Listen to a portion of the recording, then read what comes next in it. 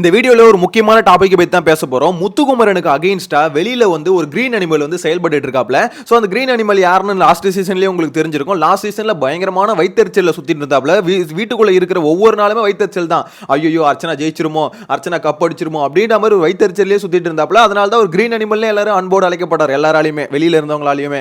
So அப்படிப்பட்ட green animal இந்த சீசன்ல வந்து பாத்தீங்கன்னா முத்துக்குமரனுக்கு அகைன்ஸ்டா ஒரு பயங்கரமான ஒல வேலையை ஒன்று பார்த்துட்டு இருக்காப்ல. இதை வந்து பாத்தீங்கன்னா எடுத்து போட்டு கிட்டத்தட்ட செருப்பால் அடிச்ச மாதிரி ஒருத்தர் அடிச்சிருக்காரு. யாருன்னா இந்த சீசன்ல ஃபர்ஸ்ட் வீக்ல ஒருத்தர் எவிக்ட் ஆனார்ல, ஃபேட்மேன் ரவீந்தர்னு ஒருத்தர்.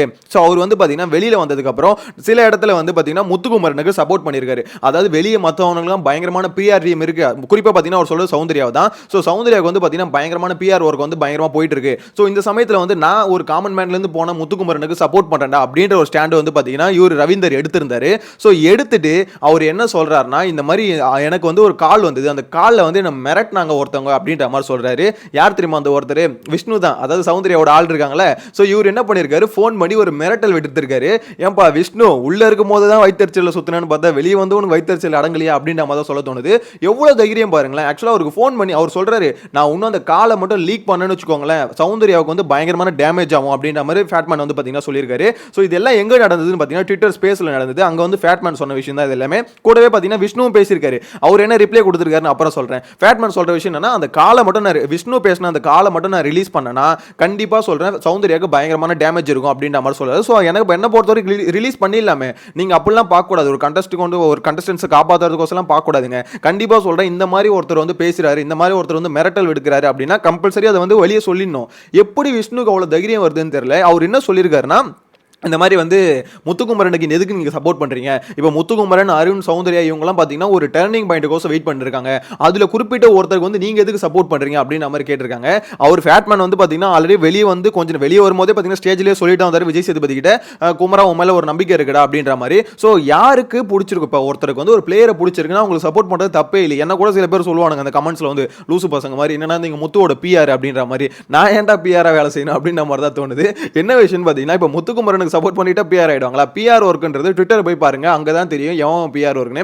ஒரு விஷயம் தப்புனா கூட அங்க வந்து முட்டு கொடுப்பானுங்களே, அதுதான் பாத்தீங்கன்னா கிளீனான பிஆர் ஒர்க். அங்கதான் நீங்க பார்க்க முடியும். அது மட்டும் இல்லாம எப்பவுமே பாத்தீங்கன்னா இந்தியா லெவல்ல ஒரு நேம் ட்ரெண்ட் ஆயிட்டே இருக்கும். அது வந்து சௌந்தர்யாவோட நேம் தான் வச்சுக்கோங்களேன். ஏன்னா அந்த அளவுக்கு ஹெவி பிஆர் ஒர்க் வந்து வெளியே போயிட்டு இருக்கு. அதை பார்த்துட்டு இருக்குது யாருன்னா விஷ்ணு தான். அப்பட்டமா தெரிஞ்ச விஷயம் தான் வச்சுக்கோங்களேன். இங்க வந்து நிறைய பேர் வந்து நீங்க முத்துக்கு சப்போர்ட் பண்றீங்க, அதனால பிஆரா இருப்பீங்களோ அப்படின்ற மாதிரி கேட்கறாங்க. சில பேர் கேட்கறாங்கன்னு வச்சுக்கோங்களேன். சோ அந்த சில பேருக்கான பதில் என்னன்னா, இங்க வந்து முத்துக்குமரன் வந்து பிஆர் டீம், அதாவது இவ்வளவு யூடியூப் சேனல்ஸ் எல்லாத்தையும் கவர் பண்ற அளவுக்கு ஒரு வெல்த்தியான பர்சனான்னு கேட்டீங்கன்னா அப்படிலாம் இல்லைங்க, இருக்கவும் முடியாது. ஆக்சுவலாக அதுக்கு வந்து ரொம்ப செலவாகும், ஒரு லட்சக்கணக்கில் செலவாகும்னு வச்சுக்கோங்களேன். ஸோ அந்த மாதிரி செலவு பண்ணி நீங்கள் வந்து ஒரு டீமை செட் பண்ணிட்டு போனால் தான் இந்த அளவுக்கு பிஆர் ஒர்க்லாம் பார்க்க முடியும். எனக்கு தெரிஞ்சு முத்துக்குமரனுக்கு வந்து எப்படி சொல்கிறது, அவங்க சைட்லேருந்து சப்போர்ட் இருக்குது. அதாவது சில பேர் வந்து சப்போர்ட் பண்ண, ஃபேட்மேன் மாதிரி ஆளுங்க வந்து சப்போர்ட் பண்ணுறாங்க. இண்டஸ்ட்ரியில் யூடியூப் சேனலில் இருக்காங்களே, அதாவது இதுக்கு முன்னாடி யூடியூப்ல ஒர்க் பண்ணிட்டு இருந்தாங்களே. ஸோ அந்த மாதிரி ஒர்க் பண்ணிட்டு இருக்கும்போது கூட இருக்கவங்க எல்லாருமே பார்த்தீங்கன்னா அவங்களோட சப்போர்ட் வந்து தெரிவிச்சிட்டு தான் இருக்காங்க. ப்ளஸ் வந்து பார்த்தீங்கன்னா வெளியில் மக்கள் சப்போர்ட் வந்து இருக்கு. ஓகேங்களா, சௌந்தர்யாக்கும் இருக்கு, இல்லைன்னா சொல்லலை. ஆனால் எல்லாத்த விட அதிகமாக முத்துக்குமரனுக்கு இந்த சீசன்ல இருக்காது, ஒத்துக்கிட்டு தான் ஆகணும். ஸோ அதனால தான் பார்த்தீங்கன்னா ஏகப்பட்ட போஸ்ட் வந்து பார்த்தீங்கன்னா ஷேர் ஆகிட்டே இருக்கு.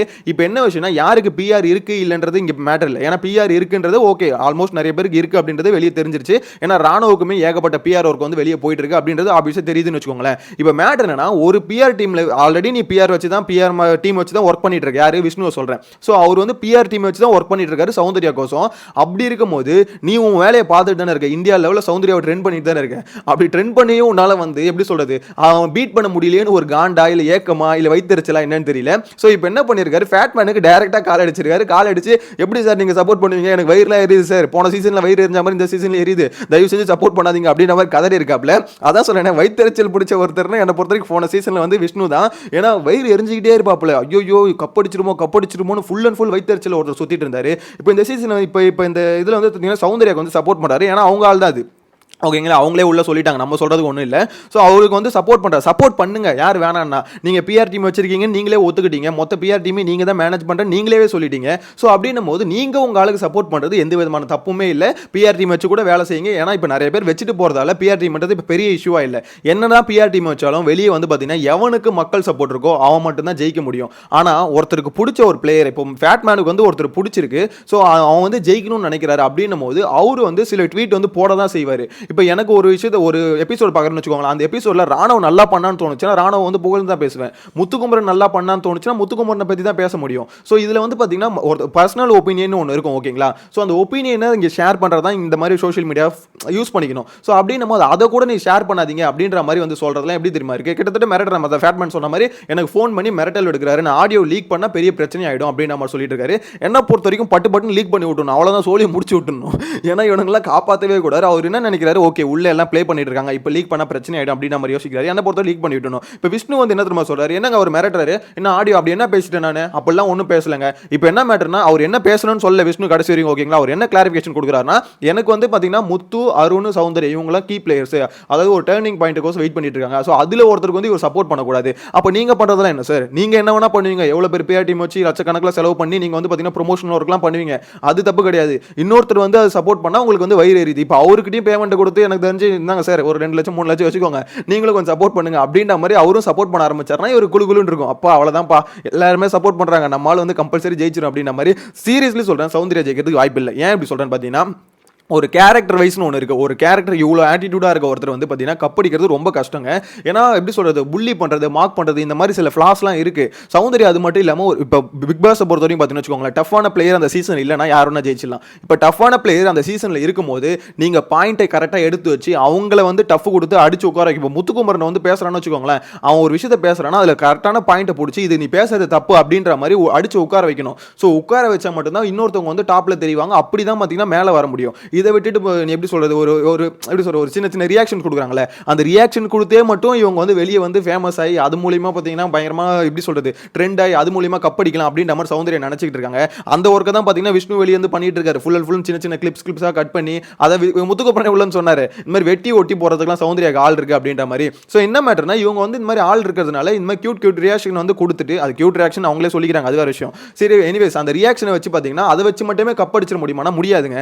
ஏன்னா இங்க வந்து ஜென்ரல் ஆடியன்ஸ் இருக்காங்க, ஓகேங்களா? இப்போ வந்து சில பேருக்கு வந்து பாத்தீங்கன்னா ஓகே சௌந்தர்யா வந்து நல்லா இருக்காங்க, அழகா இருக்காங்கன்னு கூட நிறைய பேர் சப்போர்ட் பண்ணி சுத்துறாங்க, கமெண்ட்ல பார்க்கும்போது தெரியுது. ஸோ அப்படி இருக்கும்போது இதுல வந்து ஜென்ரல் ஆடியன்ஸ்னு இருக்காங்க. அதாவது ஒருத்தன் கேம் எப்படி விளையாடுறான் அப்படின்றத பார்த்து ஓட்டு போடுறவங்க தான் ஜென்ரல் ஆடியன்ஸ் என்ன பொறுத்த வரைக்கும். ஏன்னா பிக் பாஸ்ன்றது ஒரு கேம் ஷோ. ஸோ அதுல வந்து எவன் நல்லா ப்ளே பண்றான், எவன் வந்து ஸ்கிரீன் பிளேக்கு ஹெல்ப் பண்றான் அப்படின்ற மாதிரி பார்ப்பாங்க. ஸோ அந்த மாதிரி யார் இங்க கேம் ப்ளே பண்றாங்களோ அவனுக்கு மட்டும் தான் கப்பு போகும். டஃப்பான பிளேயர் அந்த சீசன்லேயே இல்லைனா மண்ணு மாதிரி இருக்கவங்களுக்கு கூட யாருக்கான போலான்னு வச்சுக்கோங்களேன். ஆனா இந்த சீசன் வந்து பாத்தீங்கன்னா டஃப்பான பிளேயர் இருக்காங்க அப்படின்னும் போது அவங்களை பீட் பண்ணா மட்டும் தான் கப்படிக்க முடியும். அதை விட்டுட்டு விஷ்ணு பண்ணுற இந்த கேவலமான வேலைலாம் என்னத்த சொல்கிறதுனே தெரியல. அதுவும் ஃபேட்மேன் வந்து இவ்வளோ ஓப்பனாக சொல்லிட்டாரு, எனக்கு வந்து பார்த்தீங்கன்னா மிரட்டல் விடுக்கிறாங்க அப்படின்ற மாதிரி சொல்கிறாருன்னா அவ்வளோதாங்க. எனக்கு தெரிஞ்சு பார்த்தீங்கன்னா வயிற்றுச்சல் ரொம்ப அதிகமாகிடுச்சு. ஆல்ரெடி உள்ள ஒருத்தருக்கு வந்து பார்த்தீங்கன்னா பயங்கரமாக வயிறு எரியுது அப்படின்ற மாதிரி நேற்றே சொல்லியிருந்தேன், யார் நம்ம அருணுக்கு தான். ஸோ அப்படி இருக்கும்போது இங்கே வெளியில் வந்து பார்த்தீங்கன்னா இவருக்கு வந்து பயங்கரமாக வயிற்றுச்சல் இருக்குது, எப்படியாவது இது பண்ணணும், எப்படி சொல்ல டவுன் பண்ணணும் அப்படின்னு நம்ம ட்ரை பண்ணுறப்பல என்ன விஷயம்னா இப்போ ஒருத்தனுக்கு ஏறிடுச்சு ஆல்ரெடி பார்த்தீங்கன்னா நிறைய பேர் சப்போர்ட் பண்ண ஆரம்பிச்சிட்டாங்க. ஸோ அவனை டவுன் பண்ணணும்னா அவங்ககிட்ட இருக்க ஃப்ளாஸ் எடுத்து தான் நீங்கள் பேசணும். அதை விட்டுட்டு அவனுக்கு யார் சப்போர்ட் பண்ணுறாங்களோ அவங்களுக்கு ஃபோன் பண்ணி பணத்தால் அடிக்கிறதோ இல்லை வந்து மிரட்டல் எடுக்கிறதோ இதெல்லாம் என்ன எப்படிப்பட்ட ஒரு செயல்னே தெரியல. இது மூலியமா சௌந்தர்யாவை ஜெயிக்க வச்சிட முடியும் எப்படி நம்புறாருன்னு தெரியல.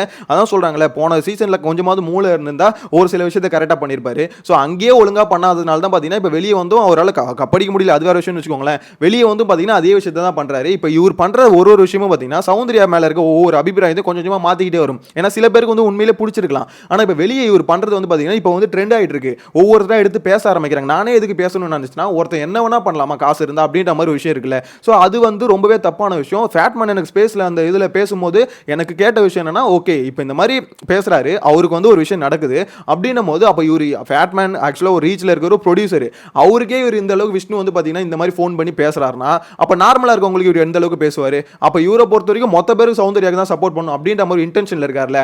அப்படிலாம் பண்ண முடியாது பாஸ். நீங்க வேணா உங்க ஆளுக்கு சப்போர்ட் பண்ணுங்க.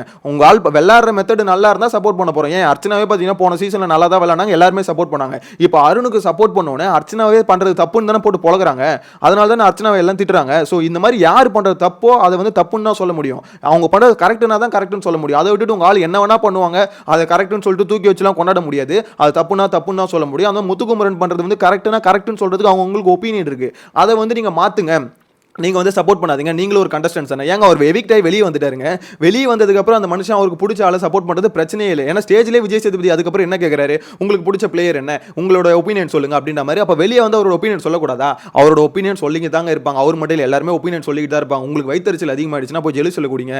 இதை தவிர வந்து நீங்கள் இந்த மாதிரி வந்து ஸ்பேஸில் வந்து இந்த மாதிரி நியாயப்படுத்த ட்ரை பண்ணுறது, அதாவது நான் ஒன்றுமே பண்ணலை அப்படின்ற மாதிரி ட்ரை பண்ணுறதுலாம் இங்கே வேலைக்கே ஆகாது. என்ன பொறுத்த வரைக்கும் கிரீன் அனிமல் திருப்பி வந்து எப்படி கம்பேக் கொடுத்துருக்காரு, அதாவது உள்ளுக்குள்ள எப்படி வைத்தறிச்சல கொட்டிட்டு இருந்தாரு, அதே மாதிரி இப்போ வெளியே வந்து பார்த்தீங்கன்னா சௌந்தர்யாக்காக அவரோட வைத்தறிச்சல் வந்து கொட்டிக்கிட்டு இருக்காரு. என்ன பண்ணுறது, வெயிட் பண்ணி தான் பார்க்கணும். ஆனால் என்ன பொறுத்த வரைக்கும் ரொம்பவே தப்பான விஷயம் விஷ்ணு பண்ணுறது அப்படின்னு மாதிரி தான் தோணுது. உங்களோட கருத்து மறக்காம கமெண்ட்ல மென்ஷன் பண்ணுங்க. சேனல் ஃபர்ஸ்ட் டைம் பார்த்தீங்கன்னா சப்ஸ்கிரைப் பண்ணி வச்சுக்கோங்க. நெக்ஸ்ட் வீடியோவில் மீட் பண்ணலாம். Bye by.